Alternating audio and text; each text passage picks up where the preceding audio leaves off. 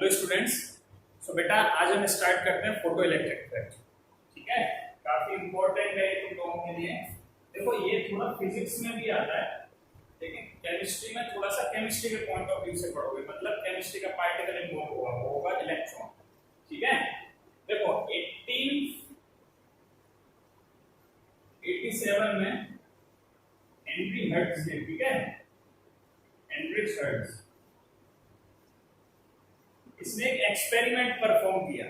इसने क्या किया, देखो तुम्हें स्क्रीन पे फोटो दिखाई दे रहा होगा, उसमें क्या है, एक साइड से लाइट आ रही है, ठीक है, मेटल की प्लेट लगी हुई है, उस मेटल की प्लेट पे आके टकराती है। जैसे ही उस पे टकराएगी उसमें से इलेक्ट्रॉन्स बाहर निकलना स्टार्ट होते हैं। बेटा इलेक्ट्रॉन्स निकल रहे हैं, ठीक है, कुछ निकलेंगे कुछ नहीं निकलेंगे, कुछ केवल निकल के रुक जाएंगे, कुछ के पास अगर एनर्जी ज्यादा होती है तो ज्यादा दूर तक ट्रेवल करेंगे। ठीक है, तो ये एक्सपेरिमेंट परफॉर्म किया किसने, हेनरी हर्ट्ज ने। ठीक है, इसी एक्सपेरिमेंट को क्या बोलते हैं, फोटो इलेक्ट्रिक इफेक्ट। क्या बोलेंगे, फोटो इलेक्ट्रिक इफेक्ट। देखो एक बार मैं यहाँ पे समझा देता हूँ बोर्ड पे भी तुम लोगों को।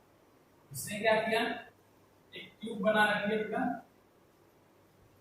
ठीक है, इसमें इलेक्ट्रोड ले लिए, इसको एमीटर से कनेक्ट किया, यहाँ पे क्या लिया, एमीटर, ठीक है, देन बैटरी कनेक्ट किया बेटा,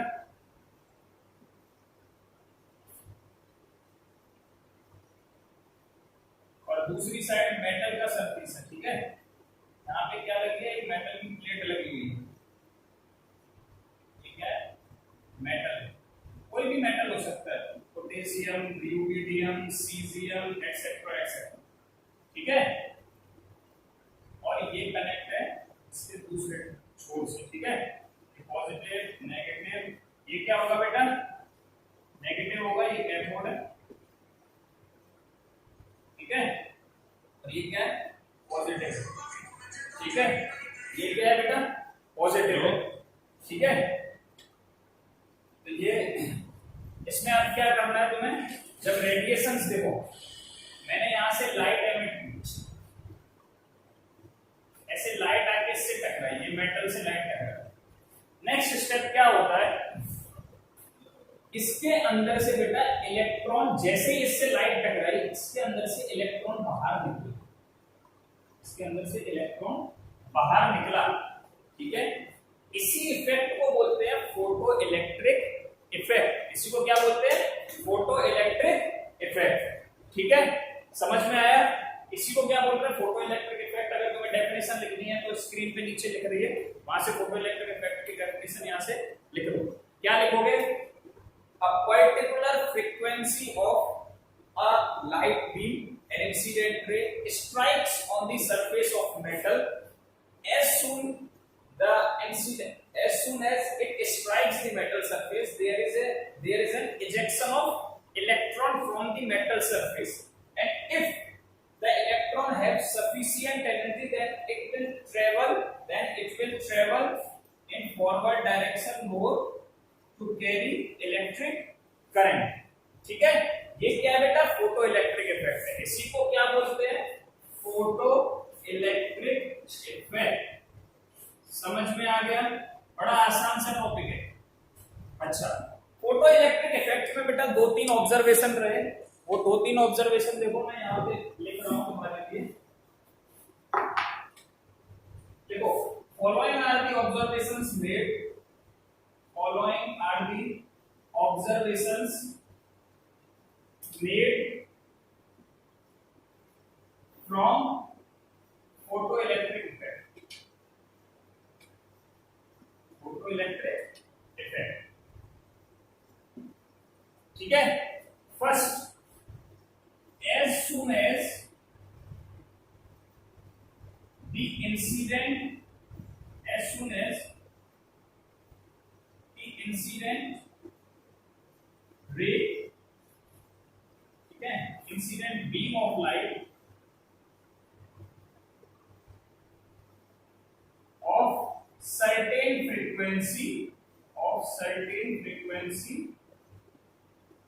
strikes the metal surface, metal surface there is ejection of electron from metal surface। मैंने बता दिया। सेकंड में क्या है बेटा, सेकंड पॉइंट में तुम्हें थोड़ा सा याद रखना है।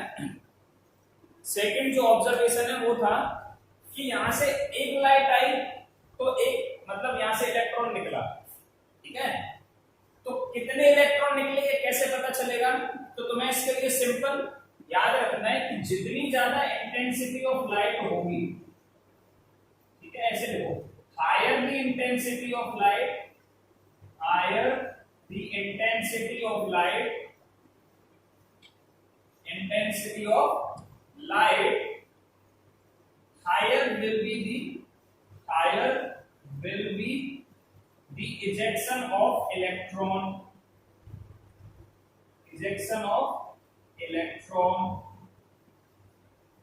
है ना।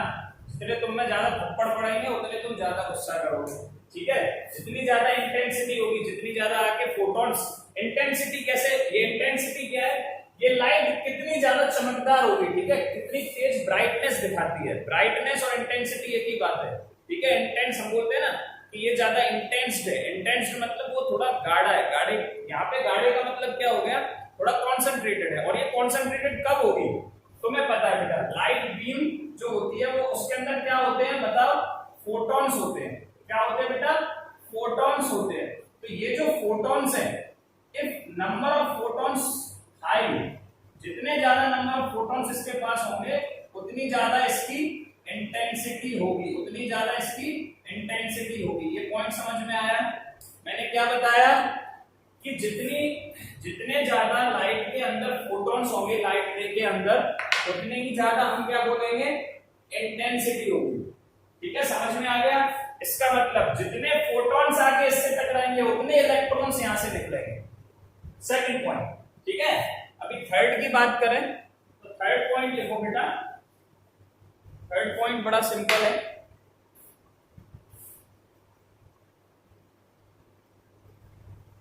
थर्ड पॉइंट में क्या है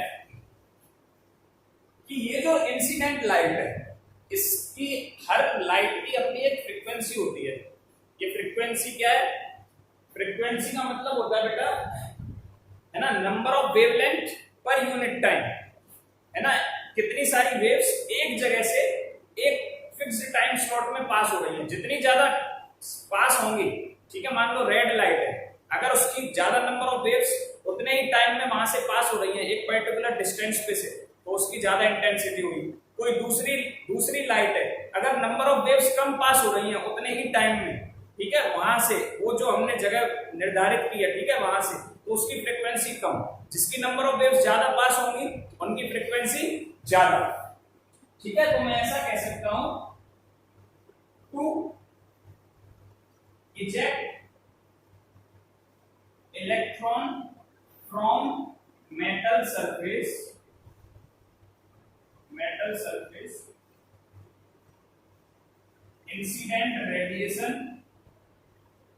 incident radiation should have a certain minimum frequency।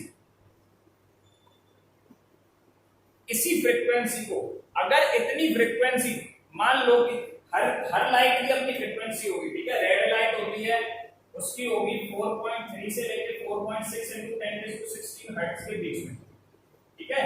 Her light की होती है। येलो लाइट की अपनी अलग होती है, 5.2 से लेकर 5.4 × 10⁻14 हर्ट्ज के बीच में, ठीक है। तो हर लाइट की अपनी फ्रीक्वेंसी फिक्स्ड है।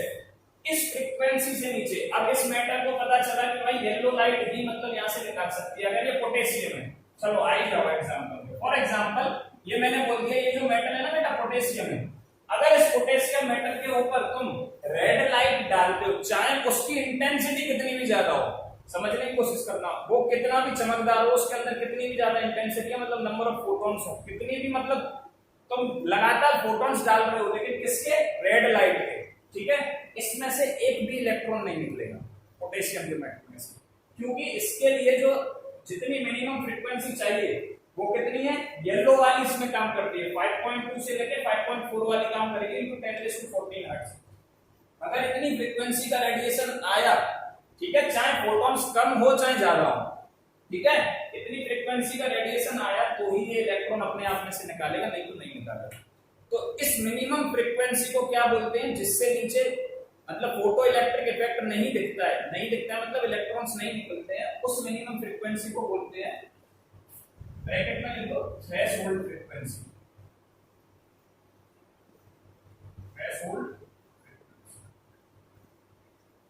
थ्रेशोल्ड फ्रीक्वेंसी की डेफिनेशन बता सकते हो, it is a frequency of any radiation below which it cannot eject any electron from the metal surface।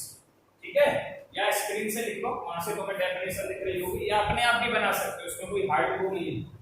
अब थोड़ा सा कंक्लूजन पे आते हैं, ये 3 पॉइंट हो गए, इसको मैं थोड़ा सा कंक्लूड करूं थर्ड पॉइंट को, कि भैया जो थर्ड, अगर मेरी जो न्यू है, इफ यहाँ पे 3 कंक्लूजन लिख लेना, केवल थर्ड पॉइंट के बाद केस में बता रहा हूं, 3 केस बन सकते हैं। न्यू मतलब फ्रीक्वेंसी, अगर आने वाले रेडिएशन की, अच्छा जो थ्रेशोल्ड मिनिमम फ्रीक्वेंसी है ना बेटा, इसको न्यू नॉट से रिप्रेजेंट करेंगे। इससे रिप्रेजेंट करेंगे न्यू नॉट से, मतलब इस मेटल को इस फ्रीक्वेंसी का रेडिएशन चाहिए, इस मेटल को इस फ्रीक्वेंसी का रेडिएशन चाहिए तो ही ये अपने आप में से इलेक्ट्रॉन निकलने देगा, नहीं तो नहीं निकलने देगा। तो मैं बोलता हूं कि जो रेडिएशन आ रहा है उसकी फ्रीक्वेंसी न्यू है, ठीक है, न्यू क्या मान ली मैंने, लेट न्यू ये हो गई frequency of the incident radiation, frequency of the incident radiation, incident radiation, ठीक है बेटा। तो मैंने ये बोल दिया, अब मैं ये बोलता हूं कि भाई अगर न्यू जो है आने वाली फ्रीक्वेंसी न्यू नॉट से कम है, जितनी इसे चाहिए निकालने के लिए, तो क्या फोटो इलेक्ट्रिक इफेक्ट ऑब्जर्व होगा, नहीं होगा, तो लिख दो नो फोटो इलेक्ट्रिक इफेक्ट। अब यहाँ 3 केस बना लो, केसेस, फर्स्ट ये हो गया, ठीक है, नो फोटो इलेक्ट्रिक इफेक्ट, ये सब एमसीक्यू बन जाएंगे, ठीक है, no photoelectric effect observe, ठीक है बेटा। Second case, if nu equal to nu naught, yes there will be ejection of electron, there will be ejection of electron from metal surface, from metal surface। and third case beta, if nu is greater than nu naught, है ना, आने वाली incident radiation का जो है ना frequency है वो अगर ज्यादा है किससे, मिनिमम रिक्वायर्ड फ्रीक्वेंसी से, तो क्या होगा, there will be ejection of electron, yes बिल्कुल होगा, इजेक्शन ऑफ इलेक्ट्रॉन। फिर अगर ज्यादा है तो बची कुची कहां जाएगी, बची कुची कुछ तो इफेक्ट दिखाएगी, वो इफेक्ट होगा इजेक्शन ऑफ इलेक्ट्रॉन प्लस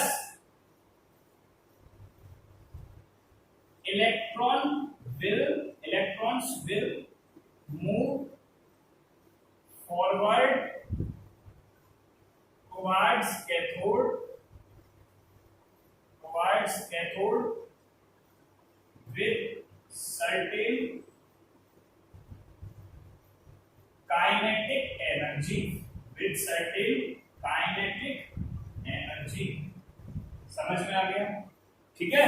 तो ये 3 केस हो गए, एक तो उसने निकाला अगर इसकी फ्रीक्वेंसी ज्यादा है तो ये क्या करेगा, इसने इलेक्ट्रॉन निकाला, फिर बची कुची क्या करेगी, उसको पुश करेगी बेटा आगे की तरफ। तो ये 3 केस हो गए, ठीक है। अभी इसी को एनर्जी के टर्म में बात करेंगे हम, ठीक है।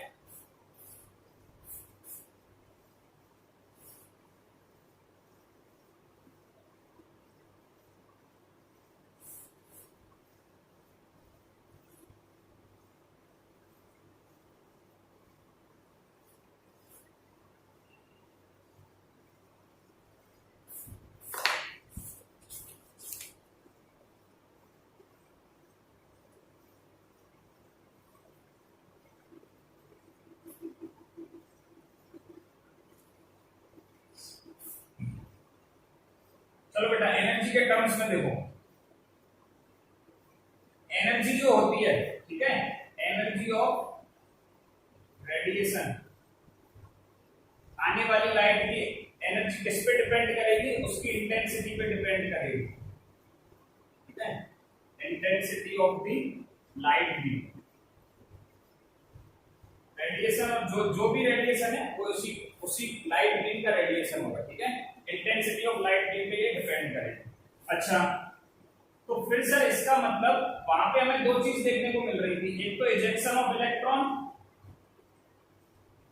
एक तो इजेक्शन ऑफ इलेक्ट्रॉन हो रहा था, हाँ, और उसके साथ कुछ उसे काइनेटिक एनर्जी और मिल रही थी इलेक्ट्रॉन को, ठीक है, अगर इसकी एनर्जी हाई है, ठीक है, एनर्जी हाई का मतलब क्या हुआ, देखो एक फोटोन के पास बेटा, फोटोन के पास कितनी एनर्जी होती है बताओ, इक्वल टू एच न्यू, कितनी होती है, इक्वल टू एच न्यू, ठीक है।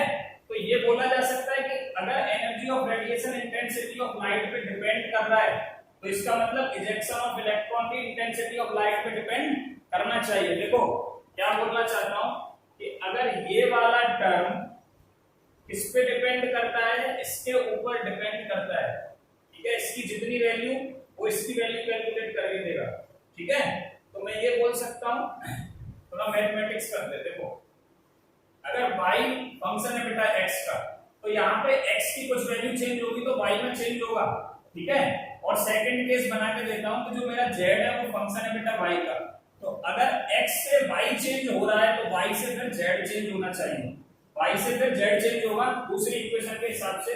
दोनों को कंबाइन करूं तो क्या ये बोल सकता हूं कि भाई x से z चेंज होना चाहिए, ये बोल सकता हूं कि x की वैल्यू चेंज की तो y चेंज, और y की वैल्यू चेंज हो जाएगी तो फिर z चेंज हो जाएगा, ये आना चाहिए अल्टीमेटली, ठीक है। लेकिन यहाँ ऐसा नहीं होता है, यहाँ कैसा होता है कि इंटेंसिटी ऑफ लाइट से एनर्जी अफेक्ट होती है, मतलब लाइट के पास कितने ज्यादा फोटोन है, जितने ज्यादा फोटोन होंगे उतनी ही h न्यू में मल्टीप्लाई कर दो, एक फोटोन की एनर्जी 1 h न्यू, दो फोटोन की 2 h न्यू, तीन फोटोन की 3 h न्यू, है ना, उतनी ज्यादा इसमें मल्टीप्लाई होते चला जाएगा। तो एनर्जी ऑफ रेडिएशन तो फर्क पड़ता है, लेकिन ये जो एनर्जी ऑफ रेडिएशन है ये केवल इजेक्शन ऑफ इलेक्ट्रॉन को ही अफेक्ट करती है। क्या बोल रहा हूं बेटा, किसको अफेक्ट करती है, इजेक्शन ऑफ इलेक्ट्रॉन को अफेक्ट करती है, काइनेटिक एनर्जी को अफेक्ट नहीं करेगी, काइनेटिक एनर्जी को अफेक्ट नहीं करेगी। मतलब इलेक्ट्रॉन निकल गया वो तो डिपेंड करेगा इस पे कि जितने ज्यादा फोटॉन्स आके टकराए उतने ज्यादा इलेक्ट्रॉन निकले, लेकिन उन इलेक्ट्रॉनों की काइनेटिक एनर्जी कितनी ज्यादा है कितनी कम है वो इस पे डिपेंड नहीं करेगी, वो इस पे डिपेंड नहीं करेगी। ये किस पे डिपेंड करती है, फिर फ्रीक्वेंसी ऑफ द रेडिएशन, ठीक है। तो ये थोड़ा सा एक्सेप्शन है, इसको साइड में लिख के याद रखना, ठीक है। सीधी सी बात है कि अगर मैं इसमें थप्पड़ मारता हूं, ठीक है, ऐसे समझो तुमने किसी ने थप्पड़ मारा, तुमने रिएक्शन दिया, तुम रिएक्शन दोगे, अब वो रिएक्शन दिया मतलब इजेक्शन ऑफ इलेक्ट्रॉन हो गया, रिएक्शन दोगे, उसे दो गाली दे दोगे, उसके बारे में किसी को बोल दोगे, लेकिन वो रिएक्शन कितना फास्ट है उस पे तुम मतलब उसको पीटते हो जाके कि नहीं पीटते, ये तुम्हारे गुस्से पे ज्यादा डिपेंड नहीं करेगा, क्योंकि वहां पे और दूसरी सिचुएशंस भी लागू होती हैं। अगर वो तुमसे ज्यादा ताकतवर है, ठीक है, ताकत में, पैसे में, तो ये रिएक्शन शायद तुम ना दो, ठीक है। काइनेटिक एनर्जी डिपेंड नहीं करेगी किस पे, एनर्जी ऑफ द रेडिएशन। समझ में आ रहा है? तो ये kinetic energy of the radiation पे डिपेंड नहीं करती, केवल इजेक्शन ऑफ इलेक्ट्रॉन डिपेंड करता है। समझ में आ गया? फॉर एग्जांपल अभी मैंने तुम्हें दे दिया था पोटेशियम वाला, है ना, पोटेशियम मेटल में से फ्रीक्वेंसी पे डिपेंड करता है, ठीक है, कितनी फ्रीक्वेंसी है वो तुम्हें मैंने बता दिया। अब देखो इसी को, है ना, आइंस्टाइन जो एक बहुत बड़े साइंटिस्ट थे, उनकी एक छोटी सी कमजोरी बता देते हैं। देखो जो प्लैंक था, जिसकी तुमने अभी क्वांटम थ्योरी का पिछले लेक्चर में एक छोटा सा डेमो देखा, ठीक है, इसकी क्वांटम थ्योरी के बेस पे। इससे पहले एक और पॉइंट, जो अभी हमने तीनों पॉइंट्स देखे ना फोटो इलेक्ट्रिक इफेक्ट के, उन्हें कभी भी क्लासिकल फिजिक्स, है ना, मतलब बड़े लेवल की फिजिक्स से एक्सप्लेन नहीं किया जा सकता है, क्योंकि फिर से सन जो है उसके ऊपर कोई चार्ज नहीं होता, प्लैनेट्स के ऊपर कोई चार्ज नहीं होता है, जबकि न्यूक्लियस और जो इलेक्ट्रॉन्स घूम रहे हैं वो चार्ज पार्टिकल्स है है ना, और चार्ज पार्टिकल्स को क्लासिकल फिजिक्स से एक्सप्लेन नहीं किया जा सकता है। तो जितने इफेक्ट हम देख रहे हैं ना, इसीलिए ये सब पढ़ रहे हैं, जितने इफेक्ट देख रहे हैं कि इलेक्ट्रॉन्स का निकलना, उसका करंट कैरी करना, ये बेटा है ना हम क्लासिकल फिजिक्स के बेस पे नहीं बता सकते, इसकी जरूरत पड़ेगी क्वांटम थ्योरी। समझ में आया? ठीक है, तो इसी का सहारा लेके आइंस्टाइन ने इस फोटो इलेक्ट्रिक इफेक्ट को थोड़ा सा और स्टडी किया। आइंस्टाइन ने क्या किया, इस फोटो इलेक्ट्रिक इफेक्ट को थोड़ा और डिटेल में स्टडी किया, फोटो इलेक्ट्रिक इफेक्ट को डिटेल में स्टडी किया। अब वही सब चीजें इसने बताई, इसने थोड़ा सा दूसरा नाम दे दिया। इसने क्या किया, जो तुमने थ्रेशोल्ड फ्रीक्वेंसी अभी पढ़ी थी, ठीक है, थ्रेशोल्ड फ्रीक्वेंसी पढ़ी, तो बताओ थ्रेशोल्ड एनर्जी क्या हो जाएगी? थ्रेशोल्ड फ्रीक्वेंसी की डेफिनेशन मैंने बता दी। थ्रेशोल्ड एनर्जी क्या हो जाएगी? It is the minimum energy, it is the minimum required energy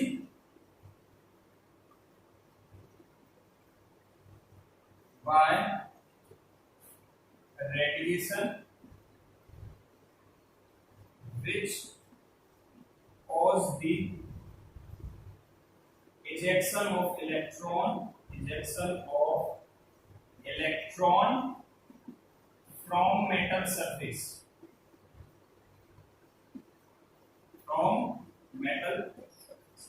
ठीक है। ये मेरी अपनी लैंग्वेज है, इसमें कोई भी बुक का रोल नहीं है। अब तुम बुक में देखोगे तो थोड़ा सा अलग लैंग्वेज मिलेगी, लेकिन बात वही है, ठीक है, कि भाई कितनी मिनिमम थ्रेशोल्ड एनर्जी क्या हुआ कि उतनी एनर्जी तो चाहिए इलेक्ट्रॉन को वहां से निकालने के लिए। तो बताओ कि जो फोटोन है उसके पास कितनी एनर्जी है बेटा? h। ये किसकी है? इक्वेशन के हिसाब से पढ़ते हैं। ये क्या बेटा? एनर्जी ऑफ द फोटोन, मतलब energy of the incident radiation, ठीक है। अगर एक फोटोन है तो अब मैं एक पार्टिकल से कंपेयर कर रहा हूं, बार-बार सबका करूंगा तो कॉम्प्लिकेटेड बन जाएगा सब कुछ। इंसिडेंट रेडिएशन, ठीक है, मान लो एक ही फोटोन है उसके पास, ठीक है, तो जो एनर्जी है थ्रेशोल्ड एनर्जी क्या बन जाएगी फिर बेटा? h न्यू, है ना। ये h न्यू नॉट क्यों बोला मैंने? ये मिनिमम फ्रीक्वेंसी थी, ठीक है। तो ये क्या थ्रेशोल्ड एनर्जी हो गई कि भाई इतनी तो उसको चाहिए एक इलेक्ट्रॉन को निकालने के लिए। तो ये h न्यू है ना। मैंने तुमको बोला था कि एनर्जी के टर्म्स में बात करेंगे। इसको बेटा आइंस्टाइन ने वर्क फंक्शन बोला। क्या बोला? Work function. वर्क फंक्शन और कुछ नहीं, थ्रेशोल्ड एनर्जी का ही दूसरा नाम है, क्योंकि इसके बाद इलेक्ट्रॉन्स वहां से इजेक्ट होना स्टार्ट होते हैं, इसी को वर्क फंक्शन बोलते हैं, ठीक है। तो अगर ये जो h न्यू है, ठीक है, फिर से भाई smaller than h new not हुआ तो नो फोटो इलेक्ट्रिक इफेक्ट, ठीक है, पहला केस। दूसरा केस क्या हो जाएगा बेटा? अगर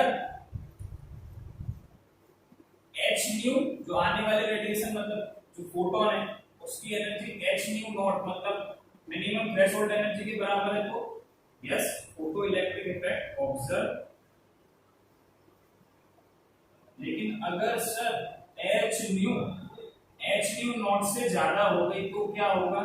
कुछ नहीं होगा, फोटो इलेक्ट्रिक इफेक्ट ऑब्जर्व होगा, ठीक है, फोटो इलेक्ट्रिक इफेक्ट ऑब्जर्व होगा। और साथ में क्या देखने को मिलेगा कि h न्यू क्या कर रहा है? किसके बराबर हो गया? एक तो ejection of electron minimum threshold energy के बराबर, प्लस कुछ एनर्जी चली जाएगी काइनेटिक एनर्जी में कन्वर्ट होने, तो kinetic energy of the electron बन जाएगी। ये एक फॉर्मूला बन जाता है। यहाँ पे ये क्या है? मास ऑफ द इलेक्ट्रॉन, ठीक है, मास ऑफ द इलेक्ट्रॉन जो कि कितना होता है? 9.1 into 10⁻31 kg, ठीक है। और v क्या है? वेलोसिटी ऑफ द इलेक्ट्रॉन, वो तुम्हें क्वेश्चन में गिवन, ठीक है। तो ये समझ में आया तुम्हारे? बस यहाँ तक फोटो इलेक्ट्रिक इफेक्ट तुम्हारे कोर्स में, यहाँ से न्यूमेरिकल पार्ट भी बनता है, ठीक है। नेक्स्ट वीडियो लेक्चर में इसके न्यूमेरिकल्स और स्पेक्ट्रम के बारे में पढ़ेंगे, ठीक है बेटा। Thank you.